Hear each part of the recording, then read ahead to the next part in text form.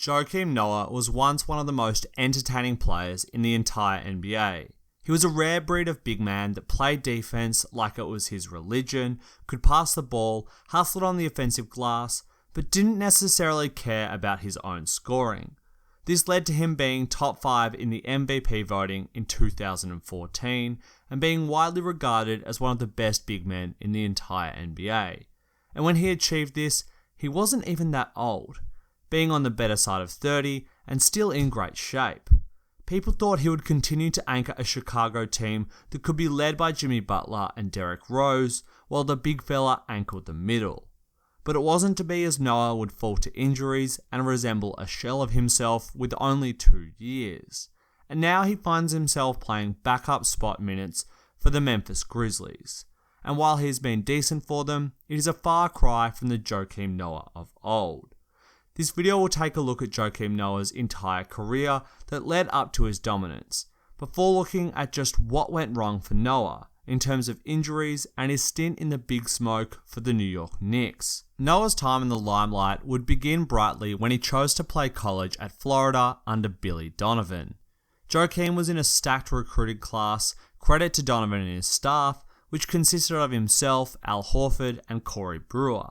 All three would go on to have successful NBA careers, with Al Horford still playing a huge role for the Boston Celtics, and Brewer having an incredible career-high night of 51 points for the Timberwolves.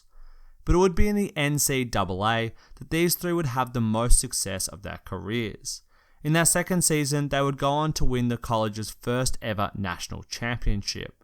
Noah was immense in the final game with 16 points, 9 rebounds, and a record 6 blocks. He was all over the court, and his signature defense and hustle was obvious, shooting him up draft boards across the league. After this game and the tournament, Noah would initially commit to the 2006 NBA draft, but after a reflection with his NBA-bound teammates, they all declared that they would stay another year and compete to defend their title, something they would go on to do as Horford and Noah managed to limit Greg Oden in the championship game and win back-to-back national championships. Brewer, Horford, and Noah would all declare for the 2007 NBA draft and set their sights on the big league and the big dollars. Incredibly, Horford would go 3rd, Brewer would be drafted 7th, and Noah would fall to the Windy City Chicago Bulls with the 9th pick. 3 selections inside the top 10 and 2 national championships simply has to be one of the best recruiting classes in college sports history. Noah would join a struggling Bulls team in his rookie year. But while the team struggled, he went on to post a solid rookie season, averaging 6.6 points, 5.6 rebounds, and 1 assist, block, and steal a game. He did all of this in just 20 minutes per game and managed to improve as the season went along, ending the year with 31 starts on an average Bulls squad. But it was in his second season that Noah would announce himself to the NBA. He averaged very similar stats in the regular season, but would make a huge jump in the playoffs. In one of the greatest first-round series of all time, the young Bulls would challenge the current NBA championships, the Boston Celtics, in a tough, back-and-forth 7-game series. Derrick Rose would lead the charge for Chicago, but Noah was right behind him, providing interior scoring, defense, and rebounding that the Celtics found hard to contain. As a result, he averaged 10 points, 13 rebounds, 2 assists, 2 blocks, and a steal per game in that series. He also showed that he had the ability to be incredibly clutch and make huge plays. In the third overtime of Game 6, the score was tied at 123 in the final minute. Paul Pierce had the ball, and everyone in the stadium would have expected him to make a play and score. It was time for the truth. It wasn't. Joakim would strip the ball, drive down full court, and slam it home, fouling Paul Pierce out of the game in the process and sealing the game for the young Bulls. While Chicago would go on to lose the series, it signified their arrival in the East, and if it wasn't for terrible injuries to Rose and Noah over the course of seasons, who knows how that young team could have panned out. One such injury did lead to Joakim having the greatest season of his career. With Derrick Rose out for the 2013-2014 season, the Bulls found themselves with a lack of point guards who could create for and run a team at an elite level. Tom Thibodeau would not let this see the Bulls slip into mediocrity, and he instead changed the offense to run through Noah for a large portion of their possessions. Joakim would run a lot of the action from the high post and the free throw line area, executing dribble handoffs and hitting cutters with elite passes. In this season, he recorded the most assists in a single season by an NBA center since 1986, and also put up some of the most absurd triple-doubles. And this was in the pre-Westbrook era of triple-doubles. They were still rarer, seemingly harder to achieve in a league that hadn't fully unlocked the pace and potential of the three quite yet. For the year, Noah would average an incredible 12.6 points, 11.3 rebounds, 5.4 assists, 1.5 blocks, and 1.2 steals a game. He did so while anchoring one of the best defenses in the league, and was rewarded with the 2014 Defensive Player of the Year award and finished top 5 in the MVP voting. And it'll be the last season that Noah would dominate the league to the same extent, because Joakim Noah was simply fearsome during this time. This all truly began on the defensive end of the court, where Noah played with more energy and zest than any player I have really seen. He played every game of the regular season and the playoffs with the same intensity. If you asked me to pick a player to get a defensive stop in order to save my life, 2014 Joakim Noah would be pretty high up there.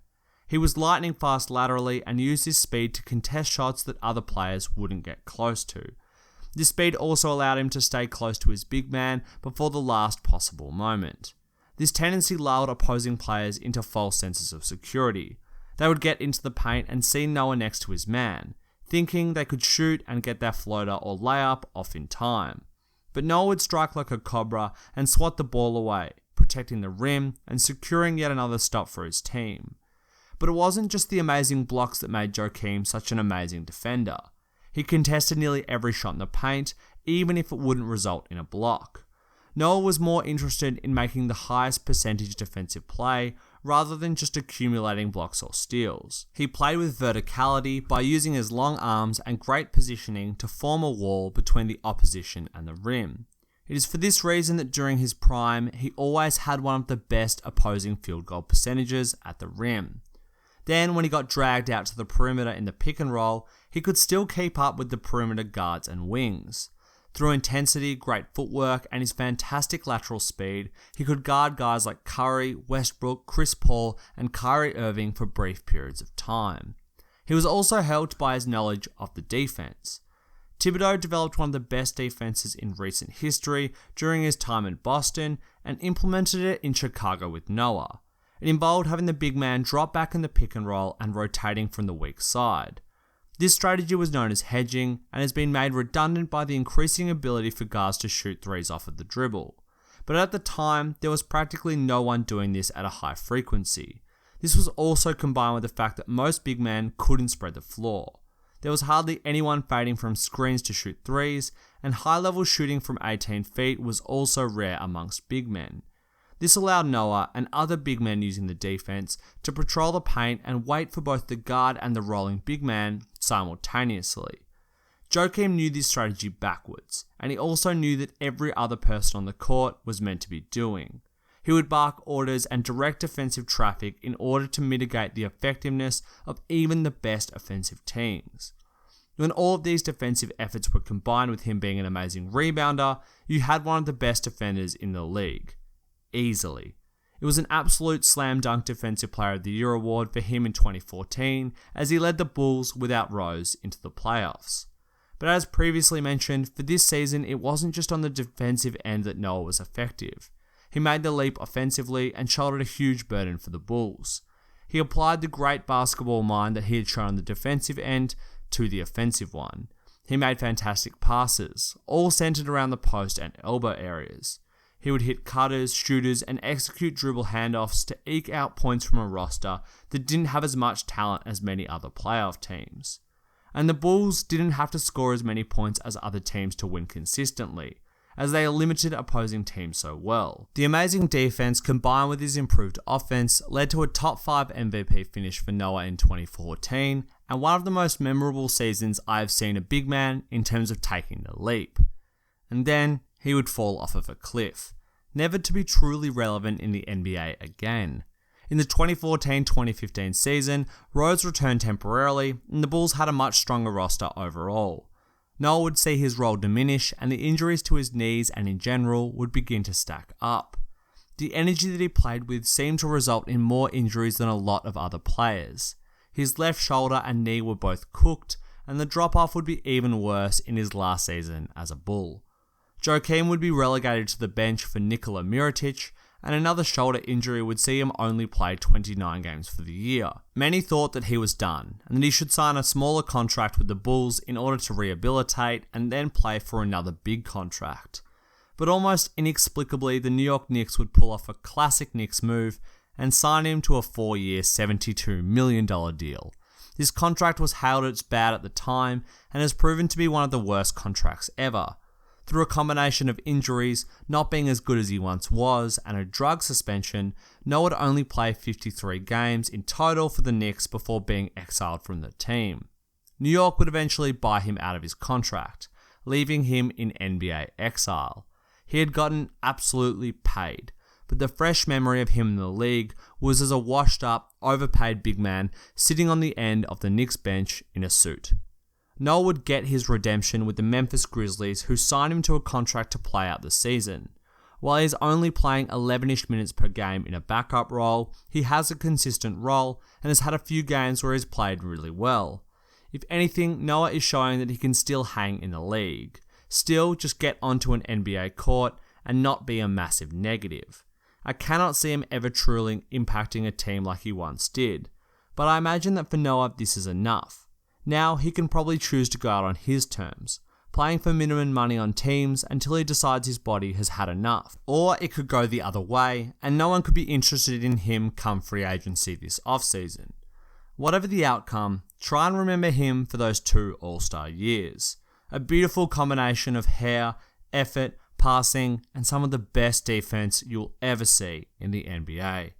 Thanks for watching, guys. I hope you enjoyed the video. And if you did, be sure to leave a like and subscribe for weekly NBA videos. And let me know in the comments below what you think of Noah's career.